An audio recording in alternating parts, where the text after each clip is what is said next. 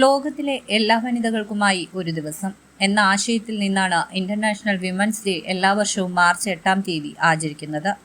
ഈ ദിനത്തിന് ഒരുപാട് ചരിത്ര ഓർമ്മകൾ കൂട്ടുണ്ട്. സ്വന്തം ജോലിസ്ഥലത്തെ സൗകര്യങ്ങളും ജീവിത സാഹചര്യങ്ങളും മെച്ചപ്പെടുത്താനായി വനിതകൾ നടത്തിയ മുന്നേറ്റത്തിന്റെ പിൻബലവും വ്യവസായ കുത്തകകളുടെ ആധിപത്യത്തിന്മേൽ വിയർപ്പും ശക്തിയും കൊണ്ട് സ്ത്രീകൾ വരിച്ച വിജയത്തിന്റെ കഥയും അവയിൽ പ്രധാനപ്പെട്ടവ.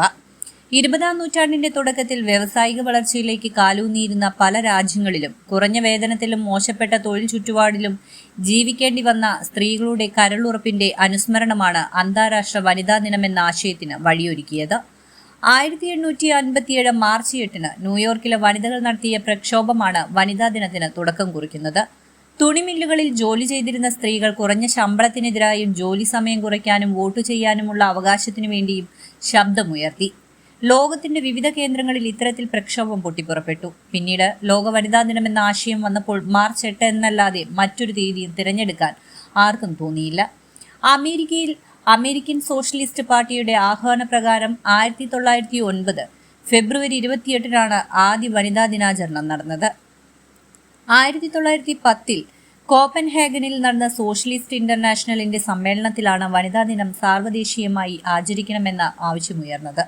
ജർമ്മനിയിലെ സോഷ്യൽ ഡെമോക്രാറ്റിക് പാർട്ടിയുടെ വനിതാ വിഭാഗം അധ്യക്ഷയും പിൽക്കാലത്ത് കമ്മ്യൂണിസ്റ്റ് നേതാവുമായ ക്ലാര സെഡ്കിൻ ആണ് ഇതിന് മുൻകൈയെടുത്തത്. തുടർന്ന് തൊട്ടടുത്ത വർഷം 1911 മാർച്ച് 8-ന് അന്താരാഷ്ട്ര തലത്തിൽ ഈ ദിനം പല രാജ്യങ്ങളിലും ആചരിച്ചു. 1917 മാർച്ച് 8-ന് റഷ്യയിൽ നടത്തിയ വനിതാ ദിന പ്രകടനം റഷ്യൻ വിപ്ലവത്തിന്റെ ഒന്നാം ഘട്ടമായാണ് വിലയിരുത്തുന്നത്. 1975-ലാണ് ഐക്യരാഷ്ട്രസഭ മാർച്ച് 8 അന്താരാഷ്ട്ര വനിതാ ദിനമായി പ്രഖ്യാപിച്ചത്. ആക്സിലറേറ്റഡ് ആക്ഷൻ എന്നതാണ് ഈ വർഷത്തെ വനിതാ ദിനത്തിന്റെ സന്ദേശം. വനിതാ ദിനം ഓരോ വർഷവും മാർച്ച് 8-നാണ് ആഘോഷിക്കുന്നത്.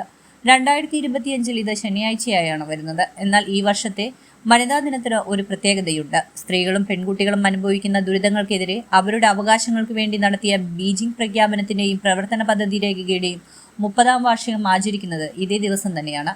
എല്ലാ വർഷവും ഐക്യരാഷ്ട്രസഭ വനിതാ ദിനത്തിന് ഒരു പ്രമേയം നിശ്ചയിക്കുന്നു. 2024-ലെ പ്രമേയം ഇൻസ്പയർ ഇൻക്ലൂഷൻ എന്നതാണ്. എല്ലാ മേഖലകളിലും സ്ത്രീകൾക്ക് തുല്യാവസരവും പങ്കാളിത്തവും നൽകുക എന്നതാണ് ഇതിന്റെ ലക്ഷ്യം. ഈ വർഷത്തെ വനിതാ ദിനത്തിന്റെ പ്രമേയം ത്വരിതപ്പെടുത്തൽ പ്രവർത്തനം എന്നതാണ്. എല്ലാ സ്ത്രീകൾക്കും പെൺകുട്ടികൾക്കും അവകാശങ്ങൾ, സമത്വം, ശാക്തീകരണം എന്നിവയെ അടിസ്ഥാനമാക്കിയുള്ളതാണ് പ്രമേയം.